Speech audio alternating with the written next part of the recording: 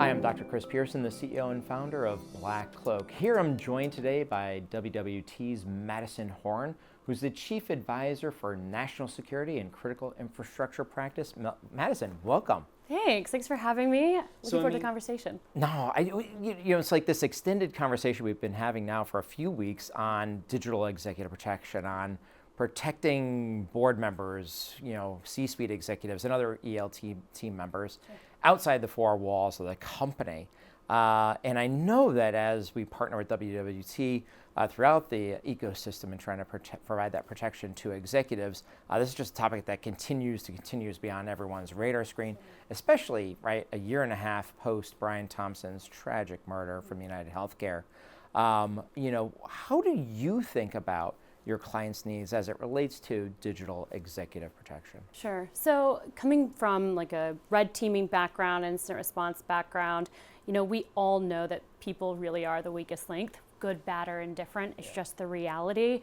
And knowing the access, whether that be from a strategic purpose or a PR purpose, our executives have the keys to the kingdom, right?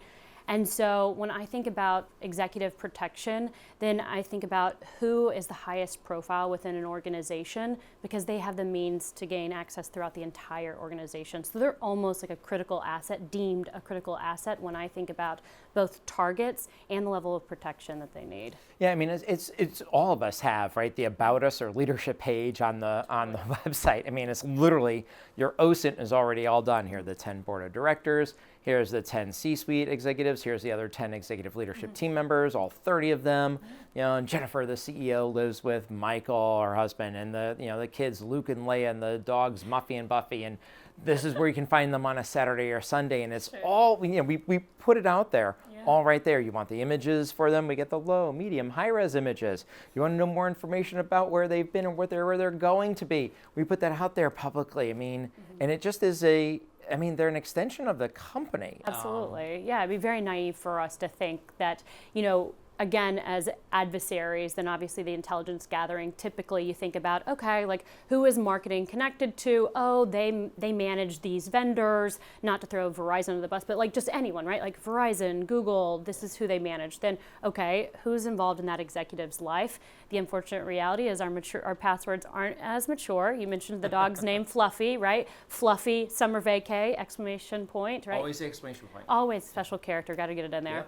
Yep. And so I think it's very naive for us to think that anything personal at this point is off limits. Again, just how much of our privacy that we let go of. And so at this point, we're trying to pull that information back, but until that we really figure that out, which I don't know if we can really ever, remove information from the internet, again, just the realities, then we need some type of digital protection there for both, not just, our personal emails, but if we're protecting enterprise level networks, then how do we extend that from home? Not just to protect, your daughter on TikTok, but, work from home policies don't cover home assets. So what is that gap, and how do we fill that? So you start there with privacy. I think it's a great great place to start, right? Like kind of shrinking that attack. Privacy conference. Well, yes, exactly. But it's kind of shrinking that attack surface for executives and their family members is so important. And it has to also be the family members. If, one party is, not as easily found online or doesn't have the information out there, but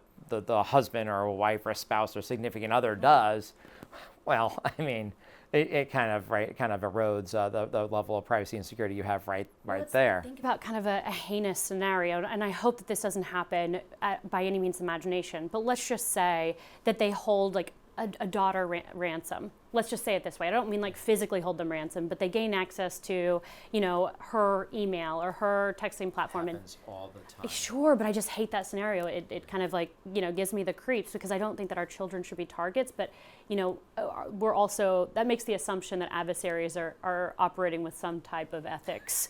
And so let's just create the scenario. Hey, daughter of executive A of Acne Company, we know that you were out too late with your friends because we have photos from your phone and we're going to send them to your dad.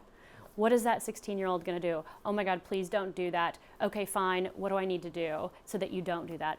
Hey, can you just like tell us where your dad is, or can you maybe go to his laptop and do something for us? Like, Is that out of the means of potential?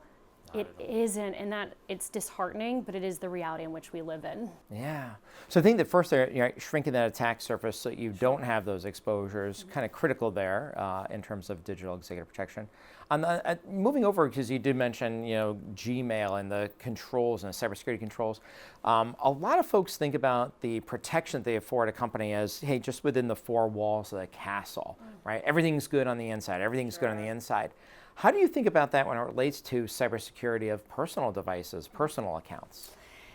Again, I think to believe that things are truly digitally disconnected is a little bit of a farce, unless you're operating in a SCIF, and even then there are obviously concerns.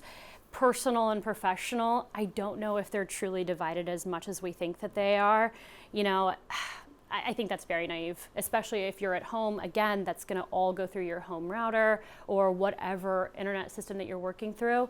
And again, like your same cloud controls aren't going to be the same as your the ones at home and or your professional, but also how many times do we see, let me forward that email to my personal email Never. really quickly. That's never ever has an executive forwarded something from their work account to a personal email account. Because I'm at Cabo or for some reason on vacation. Yes. It never has an exemption policy been granted for an executive. Never, right? And especially because, by an executive that perhaps doesn't necessarily understand the cyber ramifications or the risk that they're inheriting. So privacy, cybersecurity, and you just mentioned at the end there the home network. Sure. I mean, I don't know. It's like pre-COVID, maybe there's an argument, although we all know executives were working late at night and on the weekends, but let's just say there was an argument before 2020 that executives really weren't powered up on home, or if they were, it was a separate line connected into a computer supplied by the company and all the rest. Through a VPN and all of these things. Yes. Yeah. But I mean, I think post-COVID, the cat's out of the bag, right? Sure. The home is the new battleground. It's the place of it's a place of least resistance to go ahead and attack an executive because you got a few. Lasers are lazy, or hackers are lazy. Well, it's like, why hack in through a whole bunch of 7th generation, 8th generation firewalls at work or whatnot, or in through corporate controls, whereas you might have a router that has been there for 10 years and has just consumer-based controls on it, or nowadays you have a router that might have been manufactured and have a little extra special sauce added into it by an intelligence Are you talking about a little spyware? Are you talking about spyware? little bit of spyware. How do you think about the importance of the home and the home network in these executives' lives? Oh man, I mean it's very similar to corporate. I mean it's all the way to who is doing the installation of that home network. Have those individuals been cleared? What are their background checks looks like? And we don't necessarily think about that on an everyday basis. You're going to call Verizon or Xfinity, whoever that is, right? And just say, hey, I need this to show up, make it super easy for me. I have no idea. I don't have a checklist for the way that it's being configured. I have no checklist on, to your point, where does this software come from? I mean, obviously, we have already banned a number of different types of equipment being used within critical infrastructure. And those just are not in place in the same level of rigor. But what can we do to necessarily elevate that from both an awareness perspective for both, I would say, corporations and for our executives? And that's what I think is great, not just about BlackCloak. That's your plug right there. There you go. Just kidding. I am being serious. It's a phenomenal service. But it is, how do we ensure that boards are thinking about their entire risk profile and not just necessarily those like more traditional in this evolving landscape where our targets are just proliferating into our homes? Listen, that's an interesting one in terms of board members. I mean, typically allowed to serve on 3 publicly traded companies at any one given point in time, or 3 boards. And it really is the situation where 1 + 1 equals 3. There's a lot of information that gets out there to the board members. They get what they want, and it's definitely an exposure area.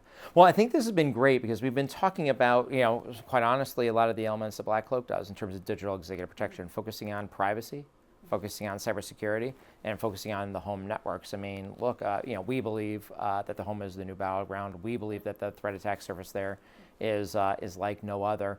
And we've also seen, sadly, right, the convergence of physical and cyber, just the amount of digital breadcrumbs out there that literally lead you right to an executive's and their family's front door. It's just mind-boggling. It's just the unfortunate reality that we're living in today. I mean, we kind of hit on it a little bit. If we think about the number of attacks that have truly used sophisticated type of 0 days, doesn't happen very often because you don't have to.